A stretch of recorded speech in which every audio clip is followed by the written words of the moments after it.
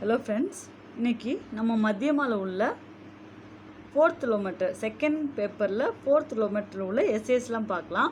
4th kilometre பார்த்திங்கன்னா 4வது கிலோமீட்டரில் 4 எஸ்ஏ கொடுத்து ஒரு எஸ்ஏ எழுதணும். நம்ம இப்போது இது அந்த 4th கிலோமீட்டரில் நம்மளுக்கு லெசன்ஸில் பார்த்திங்கன்னா 15 எஸ்ஏஸ் உண்டு, 15 எஸ்ஏ உண்டு. இதில் நம்ம 4 கொடுப்பாங்க, அந்த 4 ஏதாவது ஒன்று எழுதணும். சரிங்களா? இப்போது நம்ம ஃபஸ்ட்டு எஸ்ஸே இதில் பார்க்கலாம். இப்போ ஃபஸ்ட் எஸ்ஸே பார்த்திங்கன்னா ராம் அபிஷேக் ராஜ அபிஷேக் ஓர் ராம்ராஜ்ய, ராஜ அபிஷேகமும் ராமரோட ராஜ்யத்தையும் பார்க்கலாம்.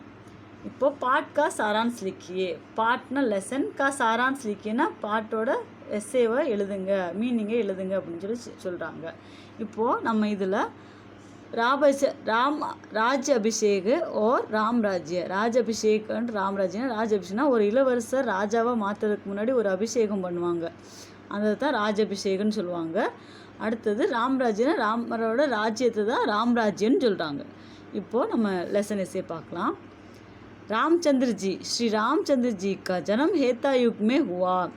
ஸ்ரீ ராம்சந்திரஜியோட ஜனம்னா பிறப்பு, அது எப்போ ஆயிருக்கு, பர்த் எப்போ ஆயிருக்குன்னா ஹேத்தா யுக்கில் ஆயிருக்கு. அதாவது நம்மளோட கடவுளோட யுகம் இருக்கும் இல்லையா, அதை தான் ஹேத்தா யுக்னு சொல்லுவாங்க.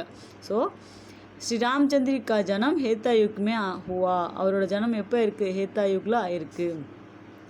வே பிரஜா கே சச்சே சேவக் தே, வே பிரஜா கே சச்சே சேவக் தே, அவர் பிரஜான்னா என்னது, அவருடைய ராஜ்யம், அவர் ராஜ்யத்தோட உண்மையான சேவகனாக இருந்தது. சச்சே சேவக்னா உண்மையான சேவகனாக இருந்திருக்காரு. வே மாதா பிதா கே ஆக்ஞாக்காரி புத்திர தே, அவர் அம்மா அப்பாவோட என்னது ஆக்ஞாக்காரி புத்திரா இருந்திருக்காரு. புத்திரனா பையன்.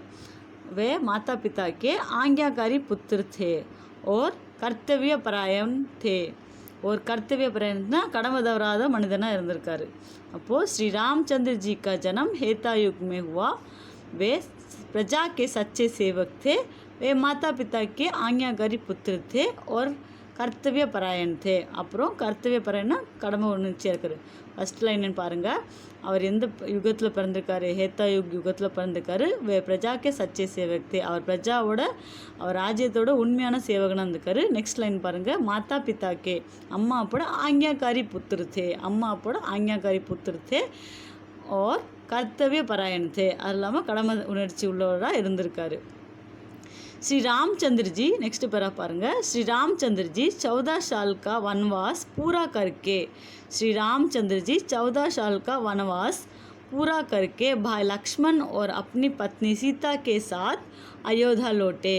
श्री रामचंद्र जी 14 साल का वनवास पूरा करके, श्री रामचंद्र जी 14 வருஷம் வனவாசத்தை முடிச்சுட்டு கர்க்கேனா ஃபினிஷ் பண்ணிவிட்டு भाई लक्ष्मण தம்பி லக்ஷ்மண் और அப்புறம் अपनी पत्नी सीता அவருடைய வைஃப் சீதா கே சாத் அயோத்தியா லோட்டே, அது கூட அயோத்தியா வந்திருக்காரு.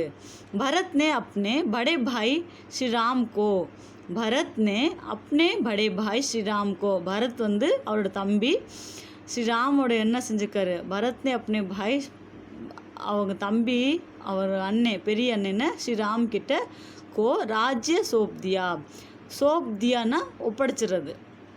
அப்போது भरत ने अपने बड़े भाई श्री राम को राज्य सौंप दिया, राज्यவை கொடுத்துட்டாரு. राम का राज्याभिषेक बड़ा धूमधाम से हुई, राम का राज्याभिषेक बड़ी धूमधाम से हुई. ராம் இருக்கார் இல்லையா, அவரோட ராஜாபிஷேகம், அந்த ராஜாபிஷேகம் படி தூம்தாம் சேகுன்னா கோலாகலமாக நடந்திருக்கு, ரொம்ப ஃபேமஸாக, ரொம்ப ஒரு பெரிய ஃபங்க்ஷனாக நடந்திருக்கு அப்படின்னு, தூம்தாம்னா ரொம்ப கிராண்டாக நடந்திருக்கு அப்படின்னு சொல்கிறாங்க. நெக்ஸ்ட்டு பாருங்கள், ஸ்ரீராம் கே பிரஜா பகுத் சுखी थे, श्रीराम के राज्य में प्रजा बहुत सुखी थे. ஸ்ரீராமோட ராஜ்யனா ராஜ்யத்தில் மே பிரஜானா பீப்புள்ஸ், அந்த ராஜ்யத்தோட மக்கள் பகுத் சுखी थे ரொம்ப சந்தோஷமாக இருந்திருக்காங்களாம்.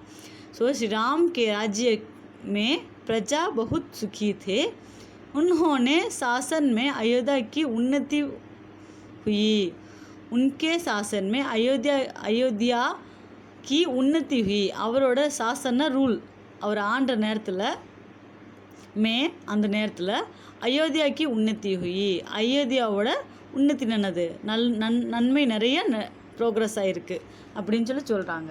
ஸ்ரீராம் பிரஜா கி சேவா, ஸ்ரீராம் இங்கே இருக்குது பார்த்தீங்கன்னா, ஸ்ரீராம் प्रजा के की सेवा को अपना कर्तव्य समझते थे. श्री राम प्रजा की सेवा को अपना कर्तव्य समझते थे.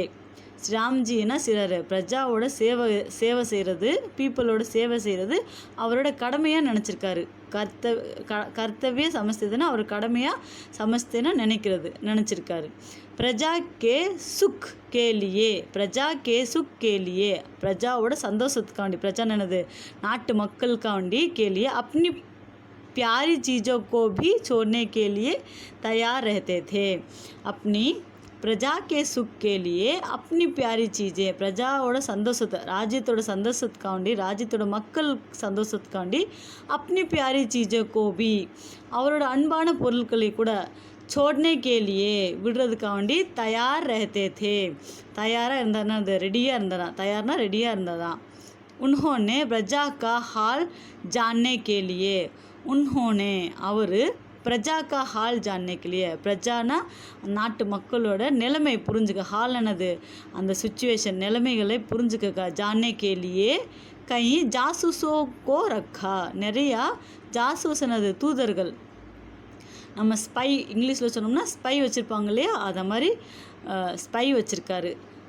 அவங்க என்னது அவங்க ராஜ்யத்தோட நிலைமையை தெரிஞ்சதுக்காண்டி நிறைய ஜாசூஸ்னால் நிறைய ஸ்பை வச்சுருக்கார் அவர். சரிங்களா, அப்போது उन्होंने प्रजा का हाल जानने के लिए कई जासूसों को रखा था.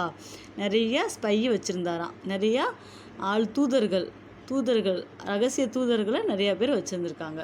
இப்போது நம்ம இந்த லெசனை பார்த்துட்டோம். இப்போ நான் ஃபஸ்ட்டு வந்து ரீட் பண்ணுறேன் பாருங்கள். இது உங்களுக்கு ரொம்ப ஈஸியாக தான் இருக்கும். நம்ம ஈஸியாகவும் நம்ம தமிழ் அர்த்தம் தெரிஞ்சிட்டாலேவும் நம்ம இந்த லெசன்ஸோட அர்த்தம் நீங்களாகவே எழுதிடலாம். சரிங்களா, அப்போது ஒரு லைனுக்கு அடுத்து என்ன லைன் வரும்னு சொல்லிட்டு நம்ம ஞாபகம் வச்சுக்கணும். ஃபஸ்ட்டு பார்த்திங்கன்னா இப்போ மெமரைஸ் எப்படி ஈஸியாக பண்ணுறேன்னு பாருங்கள். ஃபஸ்ட்டு ராமச்சந்திரஜி ஹேத்தா யுகில் பிறந்திருக்காரு. வே சச்சே சேவக்தே, பிரஜாக்கே சச்சே சேவக்தே, அவர் பிரஜாவோட சச்ச சேவகனாக இருந்திருக்காரு. வே மாதா பிதாக்கி ஆக்ஞாக்காரி புத்திரு, என்ன புத்திரா இருந்திருக்காரு, ஆக்ஞாக்காரி புத்திரும் கர்த்தவே பராரணத்தே. அப்படிங்களா, இப்போ 3 லைன் இருக்குது, அதில் 4 பாயிண்ட்டாக நம்ம படிச்சிருக்கோம். ஸ்ரீ ராமச்சந்திர ஜி கா ஜனம் ஹேத்தா யுக் மே ஹுவா, ஹேத்தா யுகில் ஆயிருக்கு. வே பிரஜாக்கே சச்சே சேவக்தே, அவர் பிரஜாவோட சச்ச சேவகனாக இருந்திருக்காரு. மாதா பிதாக்கி ஆக்ஞாபாரி புத்திரத்தே, அம்மாவோட ஆக்ஞாக்காரி புத்திராவும் இருந்திருக்காரு, கர்த்தவிய பராயணாவும் இருந்திருக்காரு. நெக்ஸ்ட்டு பேராகிராஃபில் பாருங்கள். வே 14 साल का वनवास, 14 வருஷம் வனவாசம் முடிச்சுட்டு அப்னி பாய் லக்ஷ்மன் கூட வந்திருக்காரு. அப்னி பத்னி சீதா கே சாத் அயோத்தியா லோட்டிருக்காரு, அயோத்தியா வாபஸ் வந்திருக்காரு. பரத் நே அப்னே படே பாய் ஸ்ரீராம் கோ பிரஜா சோப் தியா. நெக்ஸ்ட் லைன் பாருங்கள். பரத் வந்து அவங்க தம்பி ஸ்ரீராமர்கிட்ட வந்து என்னதை விட்டுருக்காரு, அயோத்தியாவை ராஜ்யத்தை ஒப்படைச்சிருக்காரு. ராம்கா ராஜாபிஷேக் படி தூம்தா சே ஹுயி, ராஜாபிஷேகம் எப்படியா இருக்குது, ரொம்ப தூம்தாமாக இருக்குது அப்படின்னு சொல்லியிருக்காங்க. நெக்ஸ்ட்டு ஸ்ரீராமோட பிரஜாவில் இருக்க பிரஜைகள்லாம் என்ன செஞ்சுருக்காங்க, ரொம்ப சந்தோஷமாக இருந்திருக்காங்க, ரொம்ப சுக்கியாக இருந்திருக்காங்க. உன்கே சாசன்மே அயோத்தியாக்கு உன்னதி ஹுயி, அவங்க சாசன் என்னது அவர் ரூல்ஸ் பண்ணப்போ அவர் ராஜ்யத்தில் ரொம்ப ப்ராக்ரஸ் நடந்திருக்கு, நன்மைகள் நிறைய நடந்திருக்கு. ஸ்ரீராம் ராஜ்யக்கே சேவக்கிலேயே அப்பனா கர்த்தவிய சமஸ்தே, ஸ்ரீராம் அவரோட சேவக செய்கிறது வந்து அவரோட கடமையாக நினச்சிருக்காரு. प्रजा के सुख के लिए, பிரஜாவோட சந்தோஷக்காண்டி अपनी प्यारी चीज़ों को भी छोड़ने के लिए तैयार रहते थे, அவரோட சந்தோஷமான பொருட்களை கூட விடுறதுக்கு அவர் தயாராக இருந்தாராம். उन्होंने प्रजा के हाल जानने के लिए, அவர் பிரஜாவோட நிலைமையை தெரிஞ்சதுக்காண்டி நிறைய ஜாசூஸும் வச்சுருக்காரு. சரிங்களா, இப்போது இந்த எஸ்ஸே நீங்கள் ரீட் பண்ணி பாருங்கள். ஏதாவது டவுட் இருந்தால் எனக்கு கமெண்ட் பாக்ஸில் மென்ஷன் பண்ணுங்கள். நான் நெக்ஸ்ட் எஸ்ஸேவும் உங்கள் லிங்க் பாக்ஸில் ஜாயின் பண்ணியிருக்கேன். நீங்கள் அந்த எஸ்ஸேயும் பார்த்து செகண்ட் எஸ்ஸேயும் படிக்கலாம். ஃபஸ்ட் எஸ்ஸே நீங்கள் நல்லா படித்து ப்ராக்டிஸ் பண்ணி எழுதி பாருங்கள். அப்போ தான் உங்களுக்கு மிஸ்டேக்ஸ்லாம் இல்லாமல் இருக்கும் உங்களுக்கு. சரிங்களா, தேங்க்யூ.